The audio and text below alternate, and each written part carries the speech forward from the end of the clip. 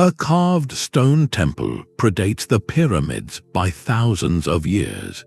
This is Gerbekli Tepe, a 12,000-year-old sanctuary in Turkey that has forced historians to rewrite the story of human civilization. For over a century, we believed society began with farming, that only after securing food and building towns did humans have the time and resources to construct monumental temples. Göbekli Tepe shatters that timeline entirely. Here we find vast ritual circles built by hunter-gatherers, suggesting the human need to worship and build community may have actually sparked the birth of settled life itself. By the end of this exploration, you will see the dawn of human history in a completely new light. Why would a prehistoric people bury their greatest spiritual center on purpose? What can silent stone pillars covered in animal carvings tell us about our oldest beliefs? How does a single archaeological site force us to rethink the very definition of civilization? What does it mean for our own society when we learn that our ancestors' first monumental project was not for shelter, but for the spirit? The quiet hills of southeastern Turkey hold secrets that can overturn entire histories. For generations, local shepherds in the region knew the place as Göbekli Tepe or Potbelly Hill, a name that hinted at its unusual, rounded shape. They would occasionally notice strange, worked flints turning up in the soil, but these were curiosities, nothing more. It was the 1960s when a team of researchers from Istanbul and Chicago first surveyed the area. They noted the flint tools and even identified fragments of carved limestone, but they concluded the mound was little more than a medieval cemetery, a footnote in the long story of the region. The profound truth hidden beneath their feet remained buried for another 3 decades. The key figure who would change everything arrived in 1994. German archaeologist Klaus Schmidt, having worked at nearby Neolithic sites, was drawn to the peculiar hill. To his trained eye, Göbekli Tepe did not look natural.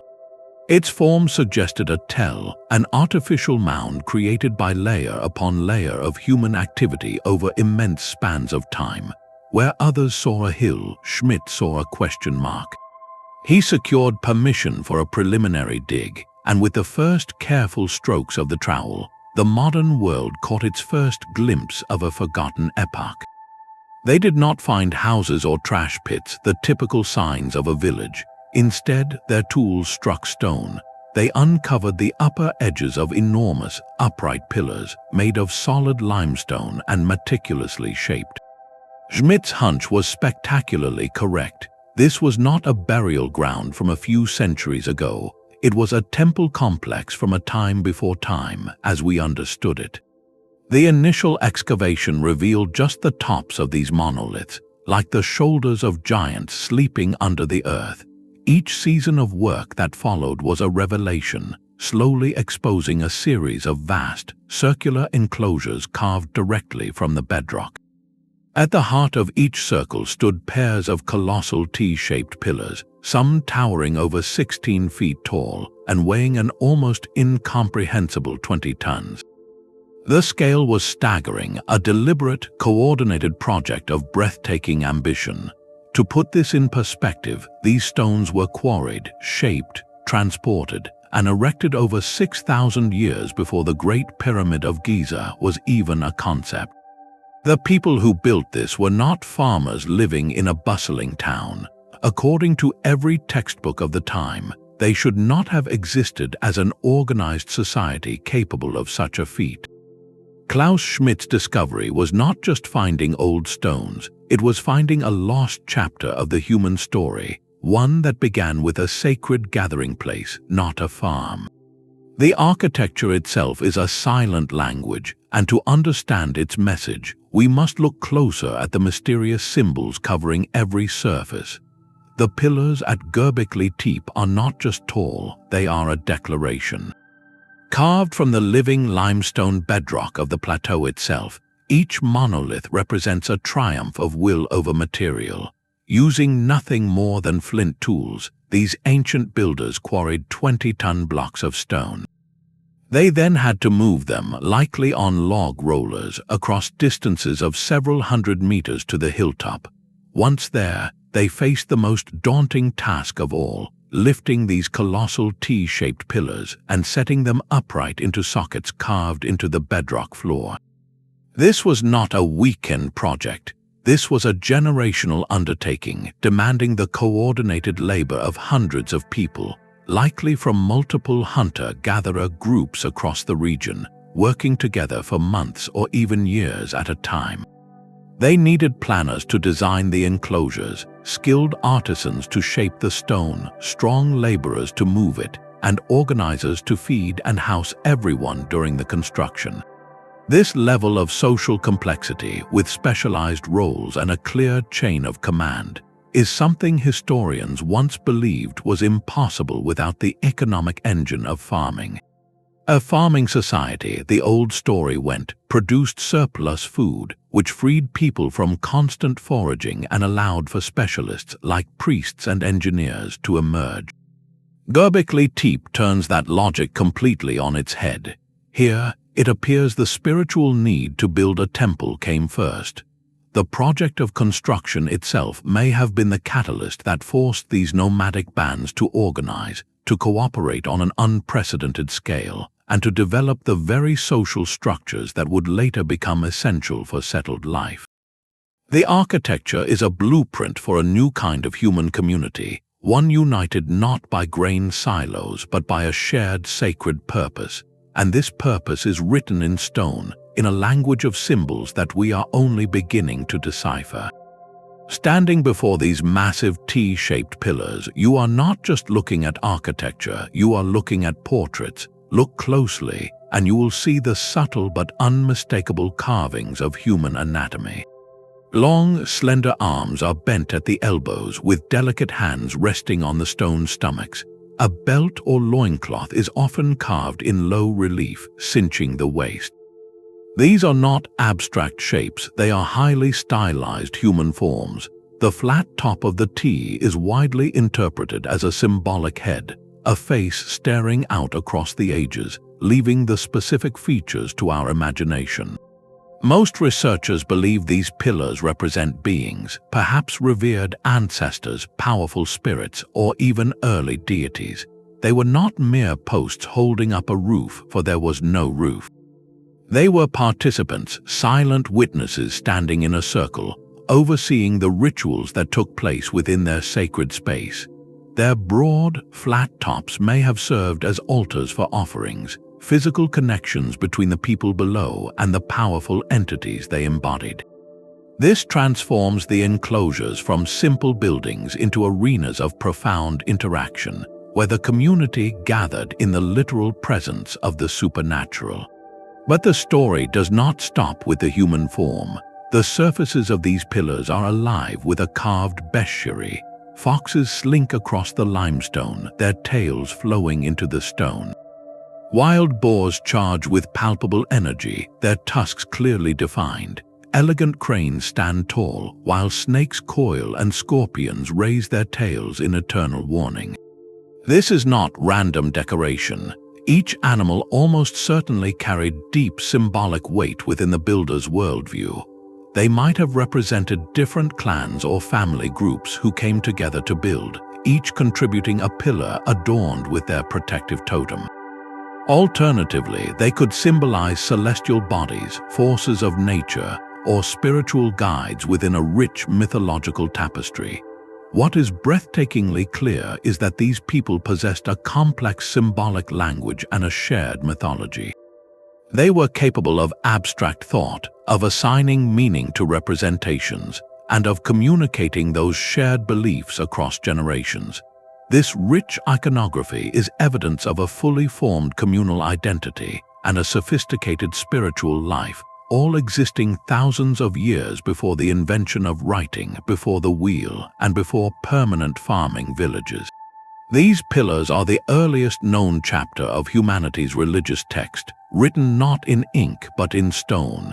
And this leads to one of the site's greatest mysteries, a final act of reverence that preserved this chapter for 12,000 years. The story of Gerbekli Tepe does not end with its construction, but with its deliberate disappearance. Around 8,000 years before the Common Era, something profound and carefully orchestrated took place on that windswept hill. The people who had used this sacred complex for generations did not simply walk away. Instead, they undertook a monumental project of their own, one of concealment. They gathered hundreds of tons of soil, stone chips, and debris, and they systematically filled in every one of those magnificent enclosures. This was not a hasty burial after a conflict or a natural disaster. The fill material is clean, composed of limestone rubble and earth, suggesting a planned, respectful process. They were not destroying their temple, they were putting it to rest. Think of it as a ritual termination, a final, sacred act that sealed the space for eternity. In doing so, they transformed their greatest spiritual achievement into a perfect time capsule. By entombing the pillars and their carvings, they protected them from weathering, from later rebuilding, and from being quarried for other projects. This intentional interment is the single greatest reason we can study Göbekli Tepe in such stunning detail today. The site was frozen in time, an archaeological snapshot preserved with unparalleled clarity for 10,000 years. Why would they do this? Klaus Schmidt, the archaeologist who dedicated his life to the site, proposed a compelling theory. This period coincides with the very dawn of agriculture in the region.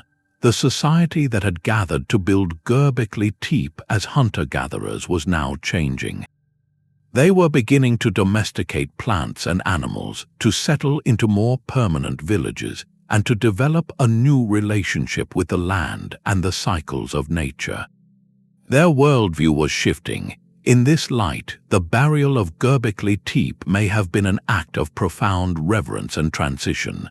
It was a way for a new society to honor its own past, to respectfully retire the old spiritual center of their nomadic ancestors as they moved toward a different future. They did not vandalize it, they consecrated it through burial, ensuring its legacy would remain intact, even if its active use had passed. This final act of preservation forces us to ask, what were they trying to protect, or perhaps, what were they trying to say goodbye to? The answer lies in the silent controversy the site ignited, a debate that reaches to the very foundations of how we understand our own history.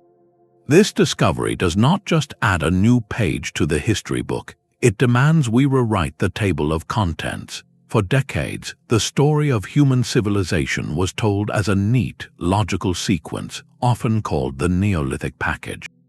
The narrative was straightforward. First, a changing climate prompted people to begin domesticating plants and animals. This farming created a surplus of food. That surplus allowed for permanent settlements to form. With people living together in towns, social hierarchies and specialized jobs emerged. And only then, with this stable, stratified society in place, could humanity muster the resources and organization to build monumental temples and develop complex religious systems. It was a story of economics first, spirituality later. Göbekli Tepe stands this entire timeline on its head. Here we have the grand temples, the sophisticated iconography, and the complex social organization, all appearing before widespread farming and permanent villages. The consequence has suddenly become a potential catalyst. Think of it like this. The traditional model says you need a farm to feed the builders, but what if you needed the builders first, and then had to invent the farm to feed them? This is the radical idea Göbekli Tepe presents. Imagine hunter-gatherer groups from across the region, perhaps hundreds of people, converging on this hill seasonally for major rituals and construction projects. Feeding such a large, temporary population would have been an immense challenge. Could the need to provision these sacred gatherings have pushed people to deliberately cultivate stands of wild grains like einkorn wheat, which grew naturally in the area?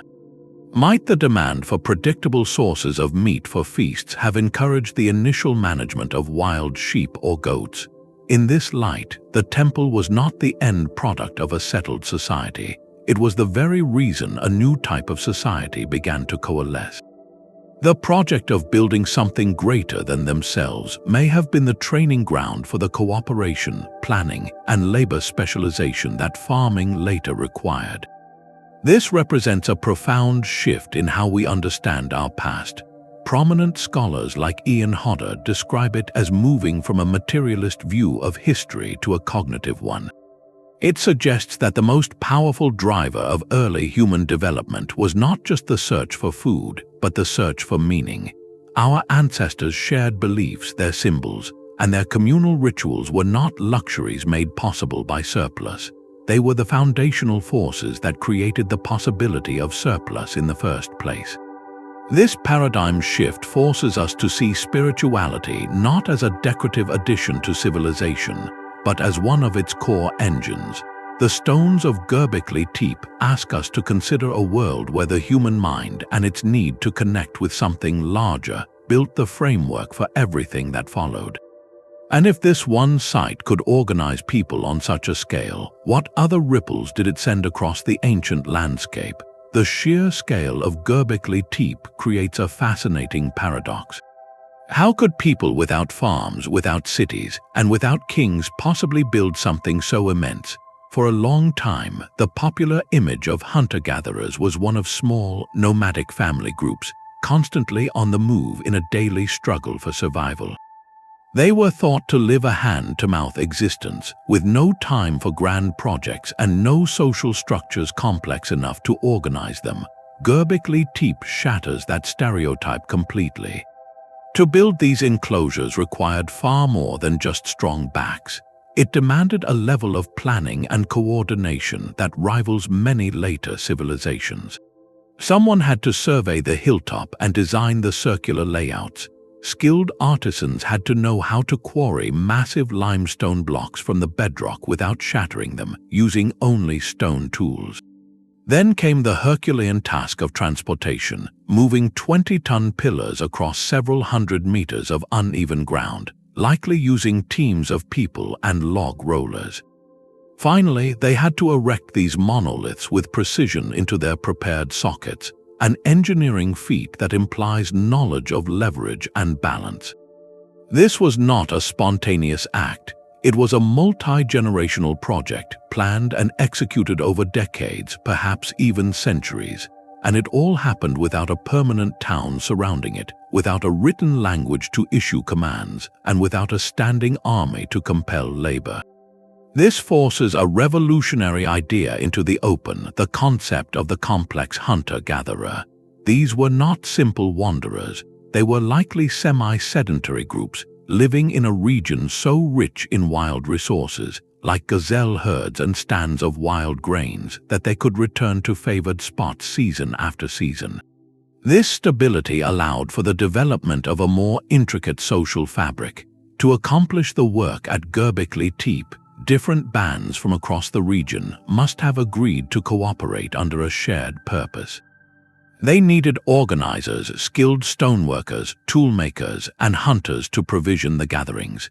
This suggests either a form of temporary hierarchy, with respected ritual leaders directing the work, or a powerful model of egalitarian cooperation, where every group contributed according to its ability for the spiritual benefit of all. The site dismantles the old, simplistic story that humanity moved in a straight line from simple foragers to complex farmers. Instead, it reveals a vibrant spectrum of social possibility in the ancient world. Cultural and religious sophistication could blossom independently, fueled not by grain silos but by shared belief. The intricate carvings covering the pillars are the proof of this complexity. They are a visual language, a mythology that everyone who came to work and worship understood. This shared symbolic world is what bound disparate groups together. transforming them from independent bands into a community capable of moving mountains, or rather, moving 20-ton pillars. It was within this crucible of collective ritual and effort that the very idea of large-scale society was forged. The temple did not crown a civilization, it created the blueprint for one. And if this sacred gathering place was the catalyst, what kind of world did it help bring into being just over the horizon? The silent stone men of Gerbekli Tepe are never alone. They are cloaked in a living tapestry of animal life, a symbolic zoo carved with astonishing skill and clear intention.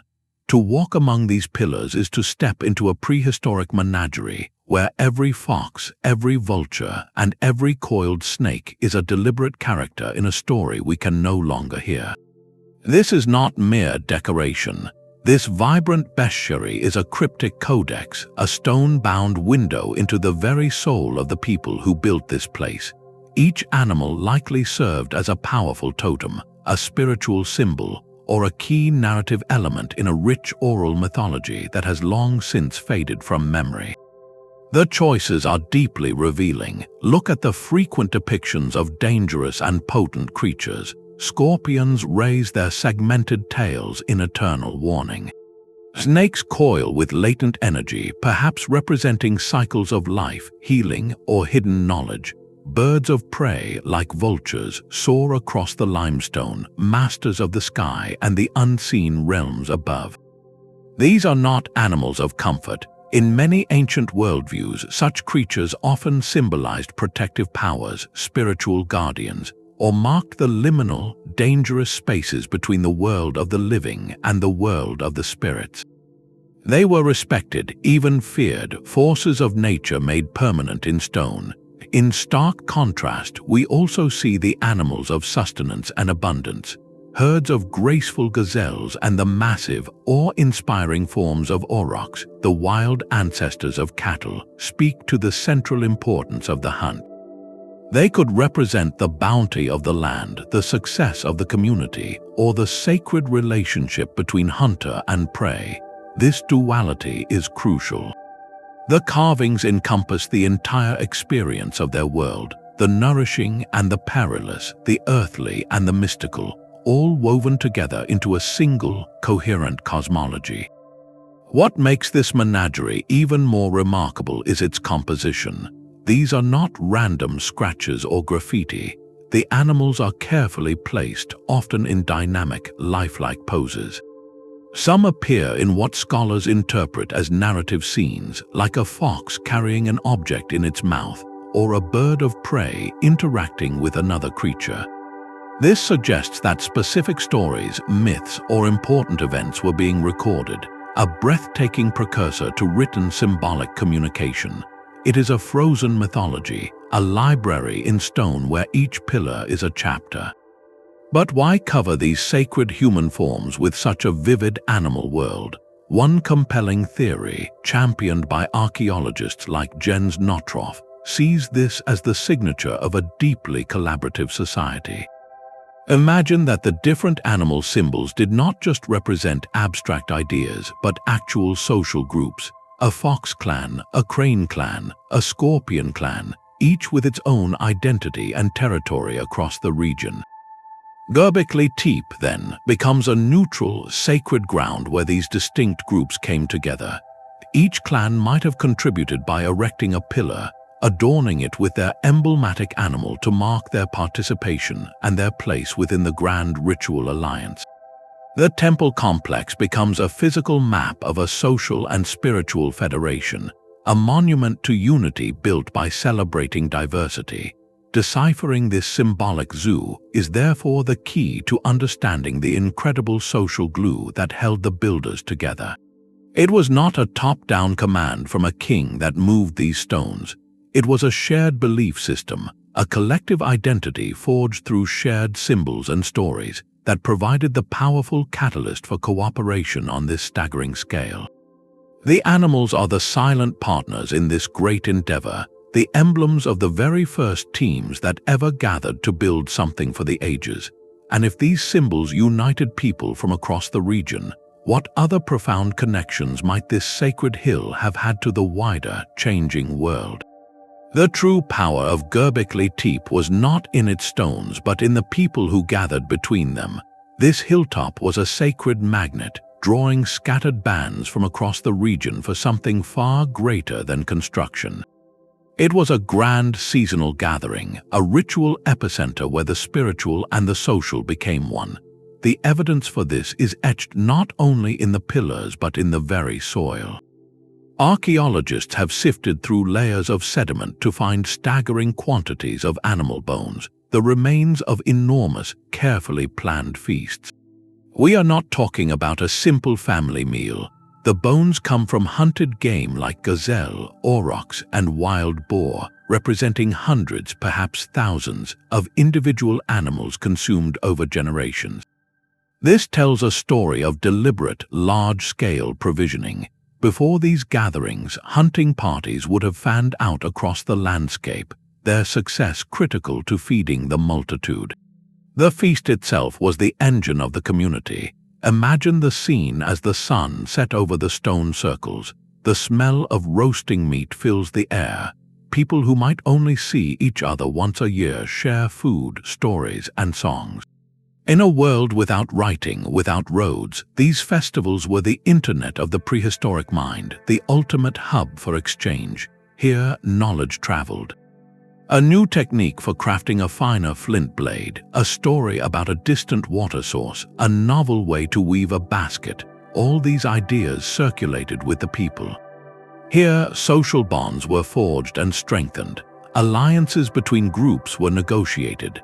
Partnerships and marriages were arranged, weaving separate bands into a wider, interconnected human tapestry. And at the heart of it all stood the awe-inspiring pillars, the shared symbols of their collective identity.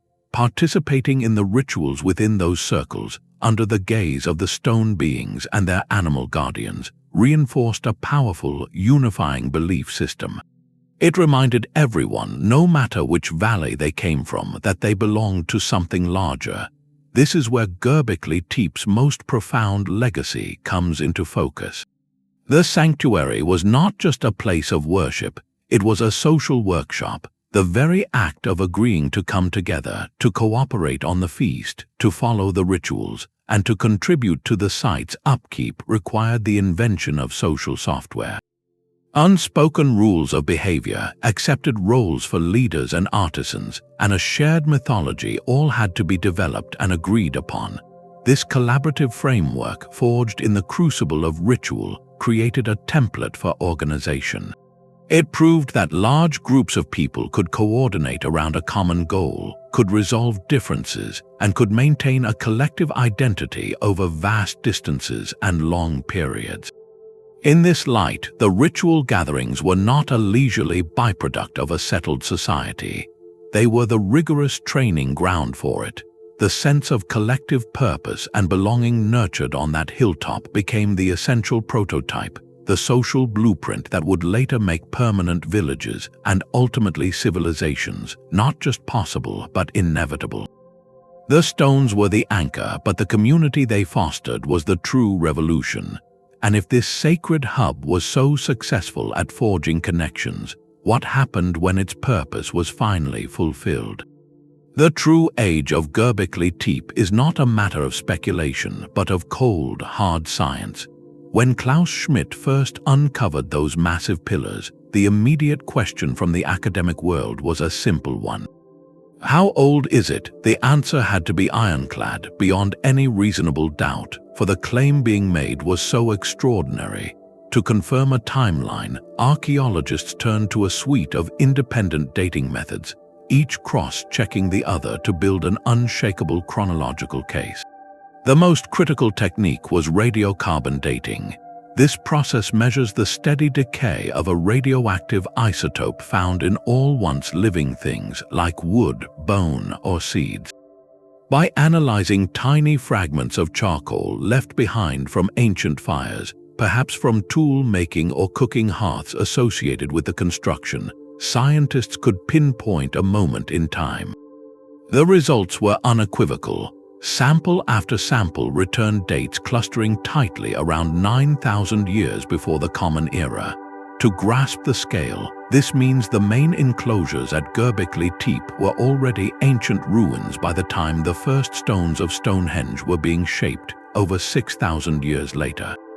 They predate the Great Pyramid of Giza by a staggering 7 millennia. This was not a borderline case. The site was firmly, undeniably prehistoric, but the dating did not stop there. Archaeologists also meticulously studied the stratigraphy, the layered sequence of soil and debris that acts like a geological timeline. Just as you can see the rings of a tree to know its age, scientists read the layers of the tell. The story they tell is clear and logical. The largest, most monumental stone circles are found at the very bottom, the deepest layer. These are the oldest. Later, smaller structures were sometimes built nearby or on top of filled-in areas. Finally, the entire complex was intentionally buried under a clean, deliberate fill of limestone rubble and earth. This layered sequence perfectly matches the radiocarbon dates, creating a coherent narrative of construction, long use, and respectful closure. This multi-pronged scientific assault on the question of age is what gives Gerbekli Tepe its immense disruptive power. There is no room for debate about whether these pillars are truly from the dawn of the Neolithic era. The timeline is locked in. This solidity forces historians and archaeologists to do something uncomfortable. They cannot dismiss the site as a misdated oddity.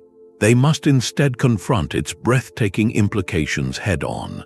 The robust chronology transforms Gerbekli Tepe from a curious archaeological outlier into an undeniable benchmark, a fixed point in the deep past from which we must now recalibrate our entire understanding of human development.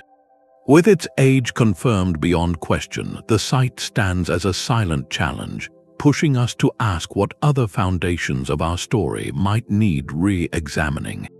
The absence of something can be just as telling as its presence.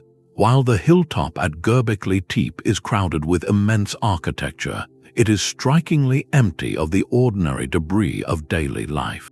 Archaeologists have meticulously sifted through the soil for decades, and what they have not found is as revolutionary as the pillars themselves.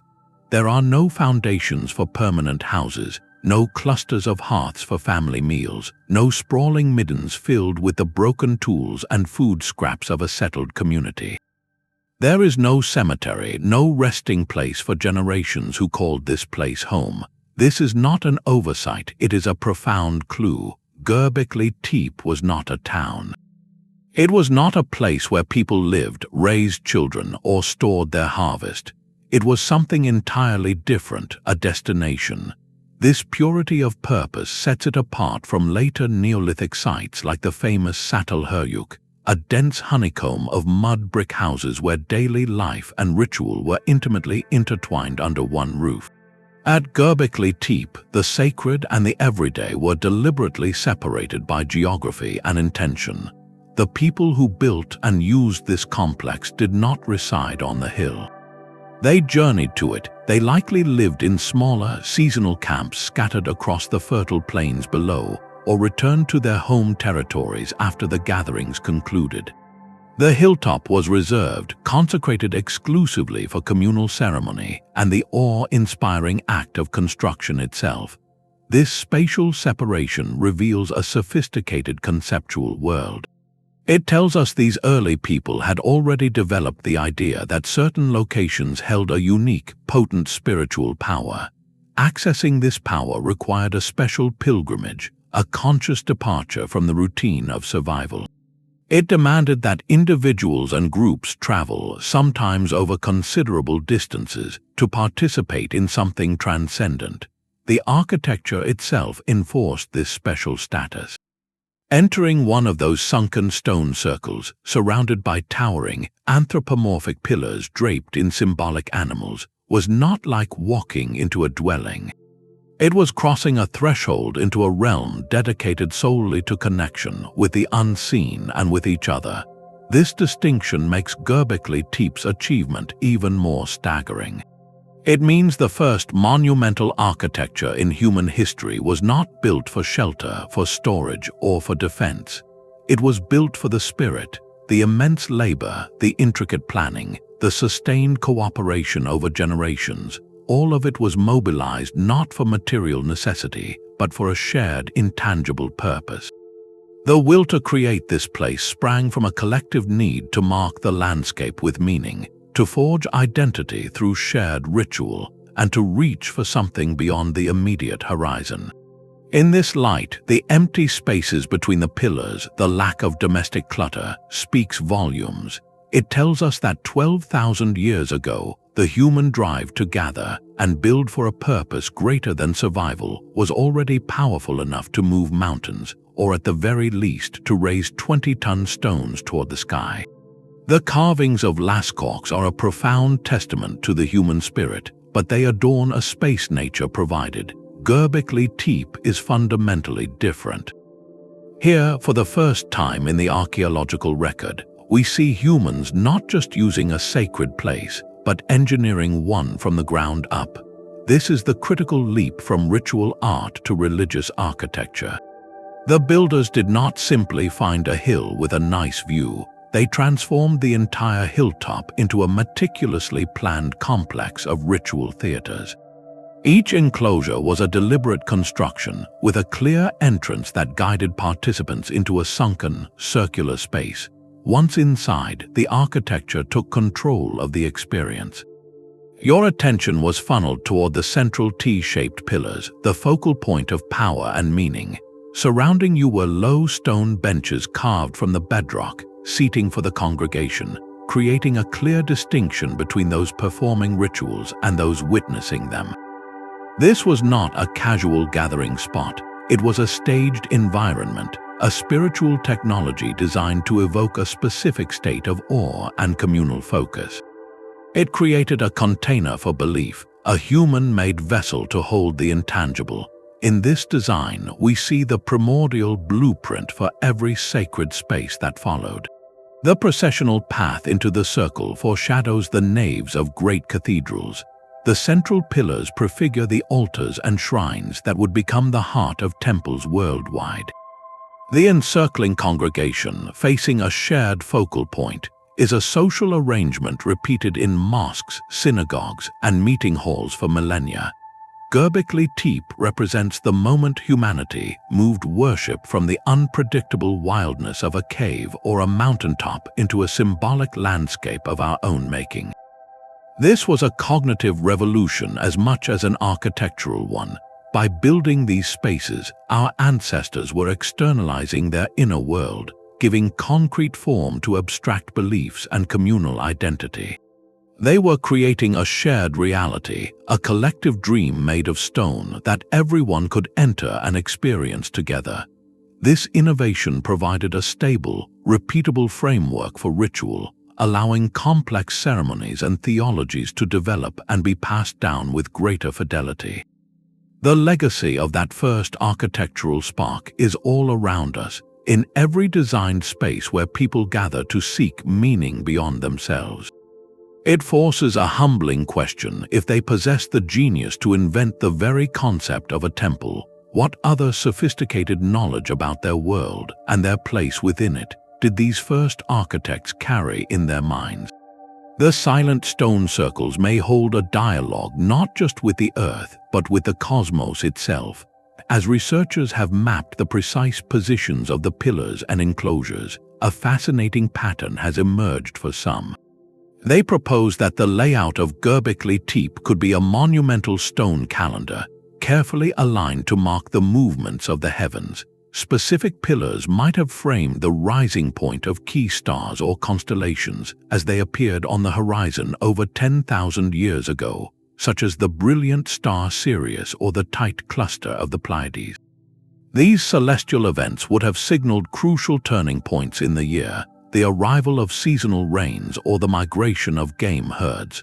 This idea remains a subject of lively debate within archaeology, as the immense age of the site and the subsequent burial make definitive proof challenging. Yet the possibility alone adds a breathtaking layer of sophistication to our understanding of the builders. It suggests they were not just engineers and artists, but also meticulous astronomers. Their observations of the night sky were not casual. They were precise enough to be encoded into the very foundation of their greatest spiritual project. If this hypothesis holds, it means that at this incredibly early date, concepts of time and seasonality were being formalized and monumentalized. The cyclical patterns of the cosmos were not just noticed, they were built into the architecture, woven into the ritual life of the community. This potential astronomical function transforms our view of the site once more. Gerbekli Tepe would then be more than a temple for gathering. It could have been a sacred observatory and a colossal calendrical device. It was a place where the earthbound and the celestial met, where the community literally aligned itself with the rhythms of the universe. The seasonal gatherings, so vital for social bonding and collective work, may have been timed by these stone sentinels reading the stars. This deepens the connection between their spiritual beliefs and the natural world they depended upon. Their mythology, hinted at by the animal carvings, might have been intertwined with stories written in the stars, creating a unified cosmology that explained their place in a vast, ordered cosmos. This potential turns the hilltop into a nexus point, connecting human society below with the orderly dance of the heavens above, a profound attempt to find meaning and guidance in the infinite expanse of the night sky. Step into one of those sunken stone circles, and the world outside would simply vanish. Above you, the open sky, but all around, a ring of silent stone giants, each one carved with the forms of powerful animals watching with unseen eyes. The air itself would have felt different, charged with expectation. This was not a casual meeting place. It was a carefully crafted sensory environment, a theater of the mind designed for one overwhelming purpose: to generate awe. For a prehistoric person, this experience would have been utterly transformative. The sheer scale of the pillars, the intricate, mysterious carvings, the rhythmic chanting or drumming that likely filled the space, the shared feast, the collective dance, perhaps even the use of mind-altering plants in ritual, all of it combined to create a profound psychological event. You were in the presence of something vastly greater than yourself, something that connected you to the spirits, to the ancestors, and to every other person standing in that circle. Modern psychology helps us understand why this feeling was so crucial. Researchers find that awe, that sense of wonder and reverence in the face of vastness, has a remarkable effect on the human brain. It shrinks the ego, it makes people feel more connected to others and more willing to act for the collective good. It reinforces social bonds and encourages cooperative behavior. At Gerbekli Tepe, this was not a happy accident. It was social engineering in its most ancient form. The architects of this place, whether visionary shamans or respected elders, were intuitive masters of group psychology. They understood that to unite nomadic bands from different valleys with their own rivalries and concerns, you needed more than a practical agreement. You needed a shared emotional and spiritual earthquake. By orchestrating these awe-filled gatherings, they forged a powerful common identity. The memory of that collective wonder, of feeling part of something monumental and sacred, would have lingered long after everyone returned to their separate territories. It created a powerful pull to return, to contribute, to belong. This psychological glue is what made the impossible labor possible. Moving a 20-ton pillar is backbreaking, tedious work. But if that pillar is not just a stone, but the embodiment of your clan's protective spirit, and if raising it is part of a sacred drama that fills you with awe and communal pride, then the work becomes a privilege. The sweat and strain are transformed into acts of devotion and unity. This reframes Gerbekli Tepe from a mere archaeological site into a masterpiece of applied social science. Long before written philosophy or formal government, these people discovered that the most powerful tools for building society are not just physical, but emotional and symbolic. They built with stone, but they cemented their community with shared wonder. The staggering piles of animal bones tell their own story of abundance and need. Within the fill of the enclosures, archaeologists have unearthed a veritable feast of the past, tens of thousands of fragments from wild gazelle, aurochs, and wild ass. This is not the casual debris of a few families eating dinner. This is the signature of deliberate, large-scale provisioning, the remains of meals prepared for gatherings that numbered in the hundreds. To feed a temporary city of ritual participants required a new level of economic planning. Hunting parties would have had to coordinate with precision, targeting herds with a scale and efficiency that went far beyond daily subsistence. The entire operation, from the hunt to the butchering to the roasting of meat in vast quantities, points to a society that had mastered the logistics of feeding a crowd. This recurrent, massive demand for food created a powerful pressure point in the human story. It was a problem of feast or famine on a communal scale. The success of the sacred gathering itself depended on a reliable food supply. This necessity may have sparked the first, tentative steps toward a monumental shift in the human relationship with nature. The spiritual center, in its need to sustain its own rituals, may have planted the very seeds of the agricultural revolution.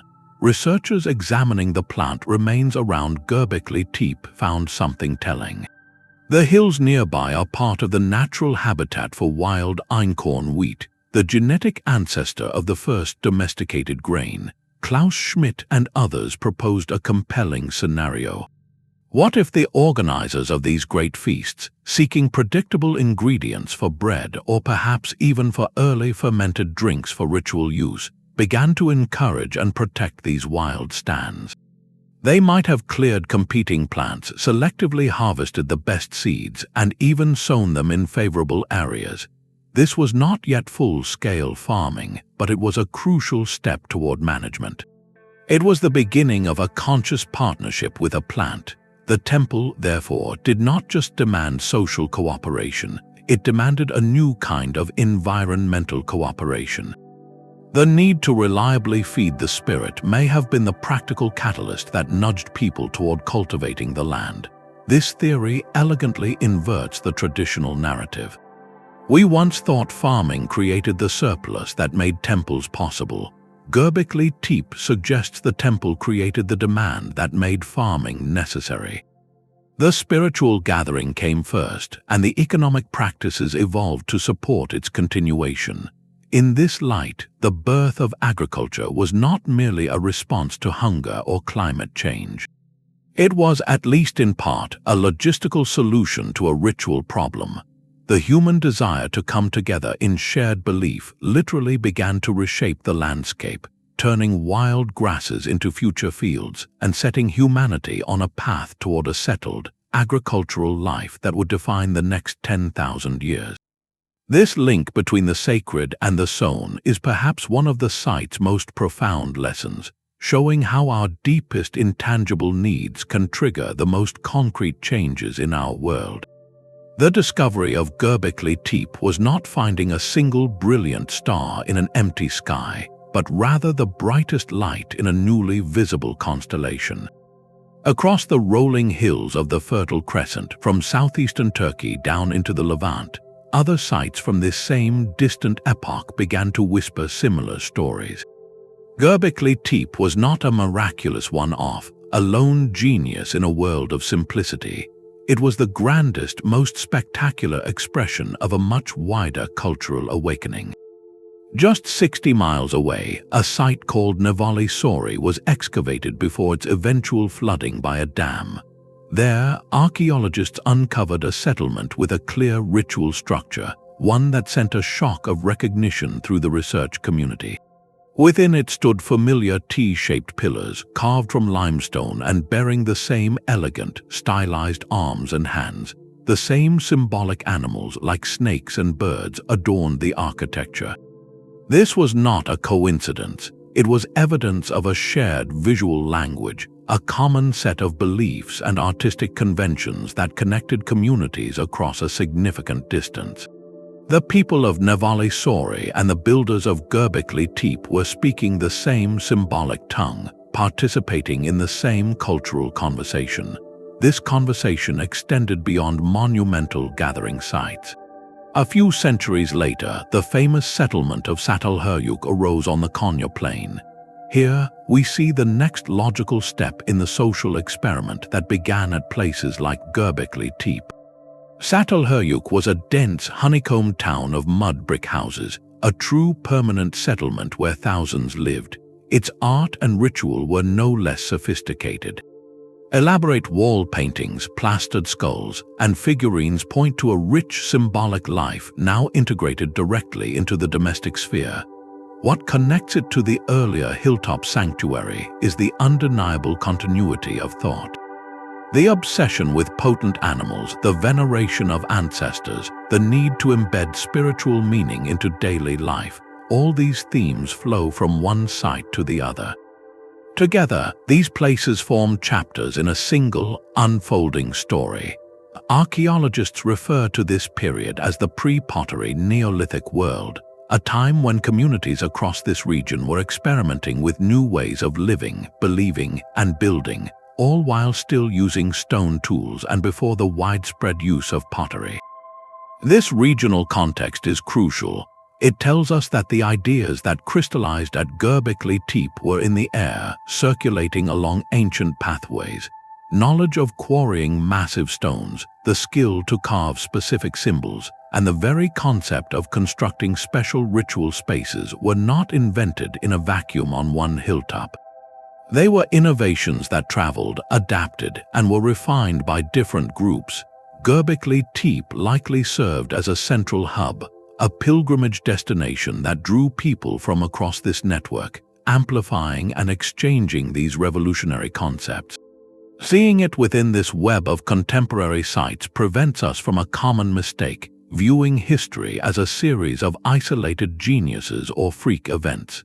Instead, we see a cultural revolution, a groundswell of cognitive and social change.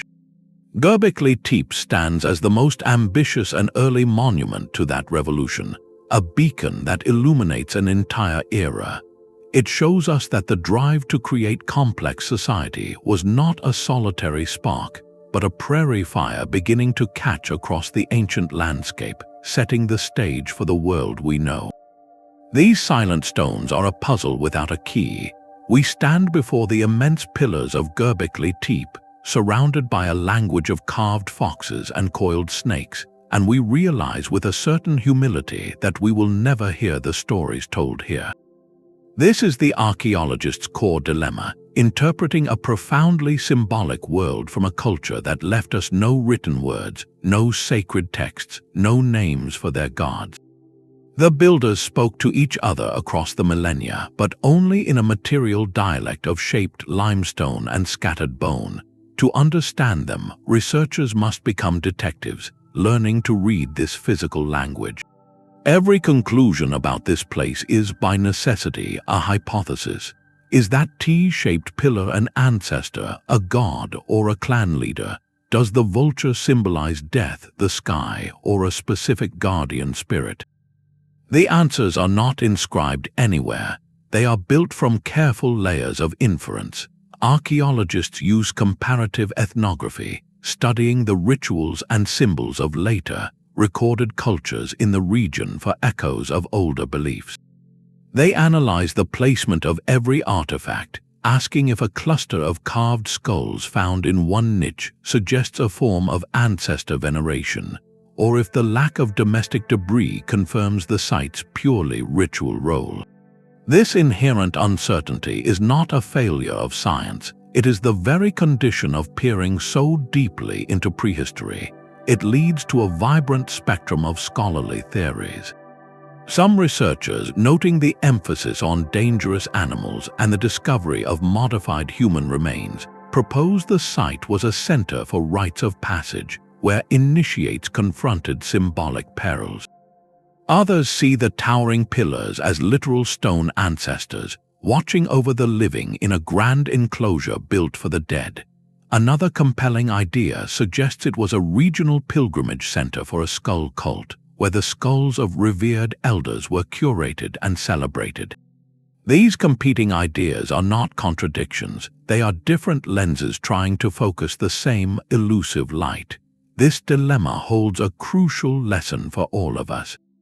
It reminds us that history, especially this deep history, is not a fixed story waiting to be memorized. It is an ongoing, living conversation with the past. A discovery like Gerbekli Tepe does not simply give us new answers. It forces us to ask entirely new, better questions. And today, that conversation is expanding in a fascinating new direction, as the silent stones begin to speak through a language they could never have imagined, the very DNA of the people who gathered here. The silent symbols carved into the pillars may one day find their voice through the language of life itself. Recent breakthroughs in archaeogenetics are opening a new chapter in this story, allowing us to ask a question that once seemed impossible. Who were these people, not just culturally but biologically? While scientists have not yet successfully extracted ancient DNA from human remains at Göbekli Tepe itself, the genetic map of the broader region and era is coming into startling focus. Studies of individuals from other pre-pottery Neolithic sites across Anatolia reveal a population with a distinct genetic signature. These people were not the same as the hunter-gatherers who had roamed Europe for millennia, nor were they identical to the later Anatolian farmers whose descendants would eventually spread agriculture across the continent. They represented a unique ancestral group, one with deep roots in this specific landscape. This genetic picture is a powerful piece of corroborating evidence. It suggests a population that was relatively stable and potentially isolated for thousands of years, developing in place. This stability matters immensely. It means the social and cognitive revolution represented by Göbekli Tepe was not imported by some wave of migrating geniuses from a more advanced region. There was no teacher. The breathtaking concepts of monumental architecture, complex symbolism, and large-scale ritual cooperation appear to be a homegrown innovation, a local flowering of human potential. The genetic data supports the idea that this was an indigenous tradition, born from the minds of people who had long known these hills and valleys. Their creativity was a response to their own world, their own spiritual needs, and their own social challenges. This makes their achievement even more profound. It was not a borrowed blueprint, but an original manuscript of civilization, written in stone and in their very bloodlines. This genetic isolation also hints at why their cultural experiment might have eventually closed. As the world warmed and populations grew, these once isolated groups began to interact more intensely with neighbors. New genetic lineages appear in the region later, signaling movement and mixing. The burial of Göbekli Tepe could mark the end of that unique local chapter, as its builders integrated into a wider, changing world, taking their revolutionary ideas with them into the future. Uncovering a monument is an act of creation and also one of destruction.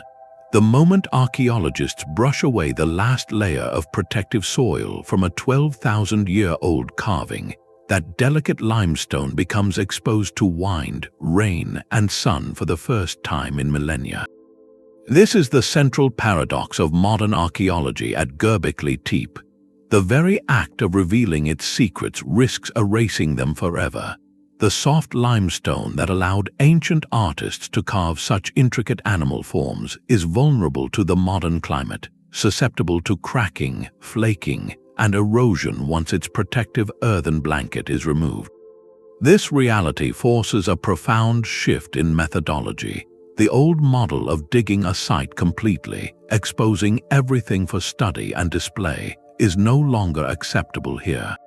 Today, the guiding principle is conservation first. Archaeologists now operate with the mindset of surgeons, not miners. They carefully remove soil in small, targeted areas, document every fragment and carving with three-dimensional laser scanning and high-resolution photography, and then often rebury sensitive sections to preserve them. Much of Gerbekli Tepe will remain intentionally buried, a legacy held in trust for future generations who will have technologies we cannot yet imagine, tools that might allow them to see through soil without ever lifting a trowel. To manage this fragile interface between past and present, a remarkable transformation has taken place on the hilltop. The Turkish Ministry of Culture and Tourism, in partnership with the German Archaeological Institute, has constructed vast, lightweight protective shelters over the main excavated enclosures.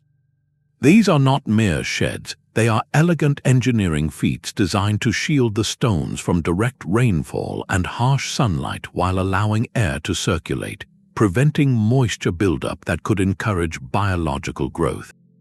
Elevated walkways now guide visitors on a carefully planned path, ensuring that the vibrations of countless footsteps do not destabilize the ancient architecture below. This delicate balance has turned Gerbekli Tepe into a stunning open-air museum and an UNESCO World Heritage Site, allowing public access while prioritizing preservation. Alongside these physical protections, researchers employ a suite of non-invasive technologies to peer into the earth without disturbing it. Ground-penetrating radar sends pulses into the ground, mapping anomalies and voids that hint at still-buried pillars or walls. Drone surveys create precise topographic maps of the entire mound, revealing subtle patterns invisible from the ground. Each decision at the site is now a careful negotiation, a question weighed by an international team of scientists. Do we excavate this promising area to answer a burning historical question, or do we leave it untouched, preserving its potential for a future scholar with better tools? This stewardship acknowledges a humbling truth that we are not the final owners of this story, but its temporary guardians.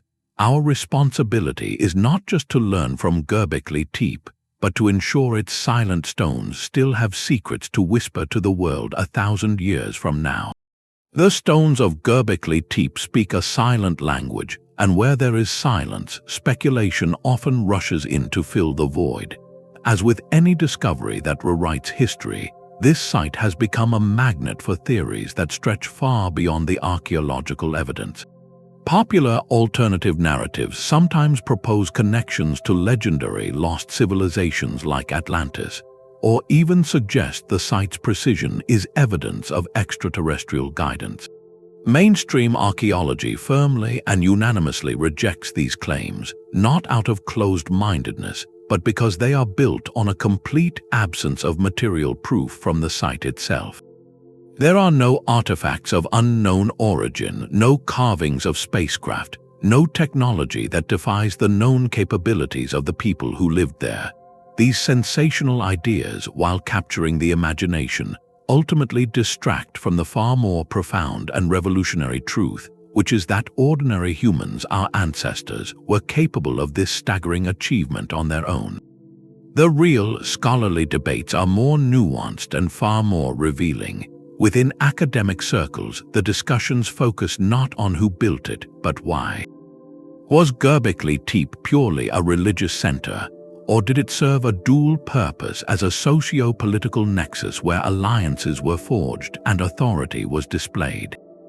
Could the hilltop have also functioned as a seasonal trading hub, where the gathering for ritual also facilitated the exchange of exotic materials like obsidian from distant volcanoes? Another heated debate centers on the social structure of the builders. Does the scale of labor imply a coercive, hierarchical society with chiefs or priest-kings commanding the work? Or does the lack of any evidence for permanent dwellings or stored wealth point to a more egalitarian model, where different groups came together voluntarily under a shared spiritual calling? These are not easy questions, and honest disagreement is a sign of a healthy, evolving field. Engaging with these debates is essential because it forces us to sharpen our questions and refine our methods. The key to navigating them lies in a relentless return to the evidence found in the soil.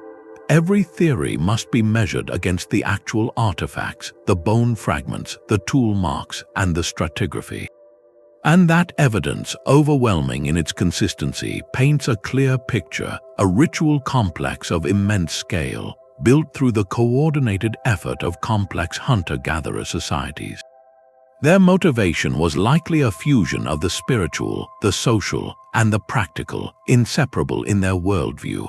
Distinguishing between grounded hypothesis and imaginative speculation requires a critical but open mind, one that is awed by the mystery but disciplined by the dirt underfoot. This ongoing conversation, grounded in evidence, ensures that Gerbekli Tepe continues to challenge us, not with fantasies of outsiders, but with the incredible potential of our own human ancestors. Gerbekli Tepe has effectively redrawn the opening pages of our collective story. For generations, history textbooks presented a clean, linear progression.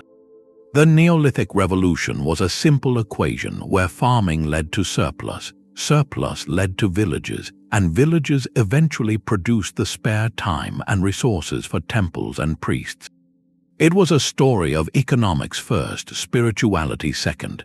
That narrative is now obsolete. The undeniable weight of evidence from that Turkish hilltop has forced a fundamental rewrite. New editions and academic courses now present a far more dynamic, intertwined model. They describe a feedback loop where social organization, ideological belief, and economic practice all evolve together, pushing and pulling on one another. In this new story, grand ritual and complex symbolism are not the end products of settled life. They are active ingredients in its very creation. The human need to gather, to believe in something larger, and to mark that belief in stone appears to have been a primary catalyst, setting in motion the social machinery that would later domesticate plants and animals. This shift forces an even deeper question, one that challenges a term we use with great confidence.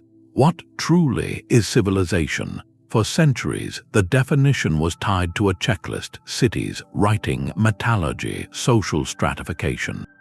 Göbekli Tepe possesses none of these in the traditional sense. There is no city, no written word, no metal tools. Yet, can we look at those coordinated teams moving 20-ton pillars and say this was not a civilized act? Can we study the intricate symbolic language of its carvings and deny the presence of a complex cultural mind? The site demands we decouple the idea of civilization from its later material trappings and look instead to its core human engines, the capacity for large-scale, cooperative projects, and the development of sophisticated symbolic communication. Both of these capacities are vividly, undeniably present on that hilltop 12,000 years ago. By this measure, civilization is not something that begins with the first brick of Uruk or the first glyph of Sumer. It begins much earlier, with the first agreement between scattered bands to come together and build something permanent for a shared idea. This realization inserts a profound new chapter into the human chronicle, a pre-agricultural chapter of monumental ritual and social innovation. Our timeline of cultural complexity must now stretch back millennia further than we ever thought possible. It acknowledges a deep history where hunter-gatherer societies were not merely surviving, but were capable of breathtaking artistic expression, architectural genius, and intricate social contracts. This revised story does more than update facts. It reframes our understanding of human nature itself. It suggests that the drive to create meaning, to build collectively toward a symbolic goal, is not a late-blooming luxury of secure societies. It is a foundational impulse as ancient as our species' ability to wonder. The stones of Göbekli Tepe stand as a testament not to what humans built after they became civilized, but to the very acts that made them so. The profound truth of Göbekli Tepe is not locked in its stones, but in the invisible bonds that moved them. This ancient sanctuary demonstrates a staggering reality: that monumental human achievement does not require the machinery we often assume is essential. There were no kings here issuing decrees, no tax collectors funding a state project, no written contracts binding laborers. There was not even a permanent town to house an army of workers. What existed instead was a shared belief so powerful it compelled hundreds of people from across a region to voluntarily come together, to coordinate, to labor for years, and to raise these pillars toward the sky. Their currency was not coin but conviction. Their blueprint was not a law but a collective vision. In our modern age, where societies can feel fragmented by division and isolated by technology, Gerbekli Tepe stands as a quiet, 10,000-year-old rebuttal. It proves that our capacity for cooperation on a grand scale is not a product of complex government or economic systems, but a fundamental human trait that can be activated by a common purpose. That purpose for them was clearly spiritual, a drive to create a sacred space that connected them to each other and to the unseen forces of their world. But the lesson transcends the specific belief. The core mechanism was the shared story, the unifying symbol, the ritual that made everyone feel part of something larger than their individual clan or immediate need. This shifts our understanding of what holds a society together. We often focus on the material foundations: food, water, shelter, technology. Gerbekli Tepe whispers that these are necessary but not sufficient. The deepest foundation is cultural and psychological. It is the network of meaning, the shared identity, the collective narrative that tells a group who they are and why their cooperation matters. The builders faced a world of very real uncertainty, with shifting climates and the constant challenge of survival. Their response, however, was not to retreat into isolated fortresses. They did not build walls for defense first. They chose first to build temples for connection. They invested their greatest collective effort into creating a space designed not to keep people out, but to draw people in. This choice echoes across the millennia as a poignant message about our own fundamental needs. It suggests that at our core, humans are not just survivalists, we are meaning makers. Our most enduring projects, and perhaps our most stable societies, are built when we channel our efforts toward a shared vision that transcends mere material gain. The silent circles on that Turkish hilltop challenge us to consider what our own shared stories are today. What are the symbols that unite us? What common purpose could inspire cooperation on a scale that seems, to us now, as impossible as moving a 20-ton stone with bare hands must have seemed to them? The legacy of Gerbekli Tepe is an invitation to remember that before we built economies or empires, we built community, and that remains the most monumental human achievement of all. The ground beneath our feet at Gerbekli Tepe is not solid but pregnant with possibility. While we stand in awe of the few exposed circles, sophisticated tools like ground-penetrating radar have painted a ghostly image of what remains hidden. The scans reveal clear geometric anomalies, the unmistakable signatures of more stone walls and pillars, lying in wait just meters below the surface. Current estimates suggest that perhaps only 5% of the entire complex has been brought to light. This means the potential exists for 20 or more additional monumental enclosures, each one a sealed time capsule from the dawn of time. Every new circle could hold a new arrangement of pillars, a new suite of animal carvings, or even an entirely new symbolic motif that could unlock another layer of meaning in this ancient language. The next major excavation might uncover a pillar carved with an animal we have never seen before, or a central pair arranged in a way that rewrites our understanding of their cosmology. This is the thrilling, unfinished nature of the site. It is a story still being unearthed, word by stone word. This leads directly to one of the most persistent and practical mysteries. Where did everyone go when the rituals were over? We have the magnificent theater, but we have yet to find the green rooms and the dressing rooms. Archaeologists have scoured the immediate vicinity for the seasonal camps that must have housed the hundreds of builders and participants. These temporary settlements, likely composed of tents or light wooden structures, leave far fainter traces than stone temples. Finding them is like searching for a shadow. Yet, locating even one would be a treasure trove. It would show us the domestic side of these people, what tools they used daily, how they prepared food outside of the grand feasts, and perhaps offer clues about the social divisions between ritual specialists and ordinary laborers. The answer to where they lived is the missing piece that would connect the sacred hilltop to the everyday world that sustained it. And what of the hill itself? Our exploration has moved downward through layers of time, but how deep does the story truly go? The currently exposed monumental circles are not sitting on bedrock. They are built atop earlier layers of human activity. This raises a tantalizing question. Are there even older, perhaps simpler, ritual structures buried deeper beneath the T-shaped pillars? Could the hill contain a chronological record of the very idea of sacred space, showing us step by step how the concept grew from a simple marked location into these colossal engineered environments? Each layer peeled back could push the origins of this cognitive revolution back even further, adding centuries or more to the timeline of complex human thought. The search no longer focuses solely on this one miraculous hill. The guiding question now is, was Gerbekli Tepe alone? Scholars are actively surveying the surrounding region, from the plains of Urfa to the distant valleys, looking for other nodes in what they believe was a widespread cultural network. They search for smaller satellite sites, perhaps places where specific clans prepared for the pilgrimage, or for other major centers that served different communities. Finding another site with similar T-shaped pillars and iconography would prove that this was a regional phenomenon, a shared religion or cultural style.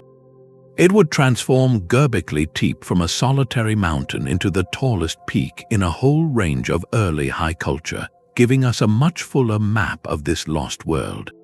This is why Gerbekli Tepe is far more than a static monument. It is a living engine of inquiry. Every answered question gives birth to 3 new ones. The site guarantees that the field of archaeology will be busy here for generations, as each new technology, from more refined radar to advanced soil chemistry analysis, offers a fresh way to interrogate the past without disturbing a single stone. It is a gift that keeps on giving, a promise whispered from the depths of the soil. The greatest revelation may still lie buried, waiting for the careful hand of a future researcher to reveal the next clue in the magnificent, ongoing mystery of how we began to build not just shelters but meaning itself. Gerbekli Tepe is not merely a collection of old stones, it is a revolution in our understanding of ourselves. This paradigm-shifting monument forces a quiet but profound admission: our standard origin story was incomplete. For over a century, we narrated civilization as a linear climb from primitive survival to sophisticated society. We placed the farm before the temple, the town before the shrine, economics before spirit. The silent, towering pillars on that Turkish hilltop have irrevocably shattered that sequence. They stand as undeniable proof that the human capacity for complex thought, breathtaking artistic expression, and large-scale, voluntary cooperation did not emerge as a late product of settled life. These capacities were already in full, magnificent flower at the very dawn of our history, long before the first permanent villages, before the domestication of wheat or the penning of sheep, our ancestors were gathering. They were not just foraging for food, they were foraging for meaning. They were coordinating across vast distances, not for conquest or commerce, but for communion. They were investing their greatest collective effort into a project with no material payoff, a sanctuary whose only yield was spiritual and social cohesion. This changes everything. It suggests that civilization, in its deepest sense, may have begun not with the scratch of a plow in the soil, but with a prayer whispered to the sky. It did not ignite in a crowded, transactional marketplace, but within a sacred circle of carved stone under the open vault of the heavens. The first monumental act of human society was not to build a wall for defense or a granary for surplus. It was to create a vessel for shared belief, a physical anchor for the intangible bonds of community. As we reflect on these ancient sentinels, we are confronted with a humbling and inspiring truth. The quest for meaning, the drive to connect with something larger than ourselves and with each other, is not a cultural add-on. It appears to be a foundational force, as essential to the human story as the need for shelter or sustenance. It is the invisible architecture upon which our visible world was later built. The stones of Gerbekli Tepe ask us to look at our own societies, our own gatherings, and our own shared stories. They remind us that the most enduring things we build are often not made of brick and steel, but of shared purpose and collective wonder. This journey to the very beginnings of our story reminds us that the past is not a foreign country, it is the bedrock of our present. If this exploration has shifted your perspective on human origins, we would love to hear your reflections in the comments below. For more voyages into the mysteries that define our shared past, subscribe and join us as we continue to uncover the hidden, transformative chapters of the human story.